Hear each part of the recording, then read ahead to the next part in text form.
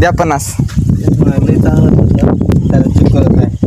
तर मित्रांनो नमस्कार, आपल्या रोजच्या नवीन एका ब्लॉग मध्ये तुमचं स्वागत. तर आजचा विषय असा झाला होता की पप्पांनी तर काल चकाचक गाडी धुवून आणली होती, पण त्याचा अर्थ असा होत नाही की आपण तिला तसंच ठेवणार. मग काय, आपल्या गावातील समृद्ध रस्त्यावरून मी निघालो शेताकडून घराकडे. घरी आलो तर काय, घरचे म्हणले आपल्याला सोयाबीनला पिचकारी करायचं आहे, आधी जाऊन पिचकारी आण. मी चलतच निघालो शेताकडे पिचकारी आणाय, कारण की पप्पा अगोदरच गेले होते पिचकारीचं औषध आणाय. मग मी पोहोचलो शेडला तर काय आपल्याला इथं 2 पिचकाऱ्या दिसले, कारण आपल्याला दोन्ही पिचकाऱ्या लागतात. मग मी पाठीवर एक आणि समोर एक लटकून मी निघालो घराकडे. मी घरी येऊन पिचकारी चालू करून बघलो, पण मला काय चालू, मोठे पप्पा हात लावताच एकीकडे चालू झाली आणि दुसरीकडे प्रेशर मध्ये पाणी सुद्धा. पाणी तर वायाच चालतंय, मग मी तसं जाऊ देईल का? मग मी डायरेक्ट गाडीलाच आंघोळ घालायचं ठरवलं. आपल्याला 5च मिनिटात गाडी साफ करायची होती, कारण मोठे पप्पाला जायचं होतं नांदेड. त्यांनी म्हणले गाडी एकदम नवीन दिसली पाहिजे. मग काय, आपण त्यांच्या म्हणण्यानुसार गाडी तर चकाचक धुवून दिल्या. मी म्हणलो द्या 50, तर म्हणले सारं चिकोल तसंच आहे. मग तितक्यात आला गोविंदाना. मग मी घेतलो पेट्रोलची बॉटल काढून, तर म्हणला आम्हालाही पिचकारी करा. मग आपण आपल्याच गाडीमधलं पेट्रोल काढून घेतलं. मग आपण तिथून डायरेक्ट शेतामध्ये येऊन अगोदर औषध मिक्स करून घेतल्या. औषध मिक्स झाल्यावर मी पिचकारी उचलून दिलो. तर काय, गडी धर तास पळायच लागला. हा तर पळायला लागला, पण आपल्याला दिवसभर पाणीच टाकायचं. मी तिथून डायरेक्ट मोटर चालू करायला बघलो तर काय एकही लाईट नव्हतं. काय आपलं तर आता काय खरं दिसत नाही, पुरं पाणी शेंदूनच टाकावं लागलं. मग काय, आपल्याला पूर्ण पाणी शेंदूनच टाकावं लागलं. मग काय, आम्ही जातो घरी. आता तुम्ही लाईक फॉलो करून ढकलावरी.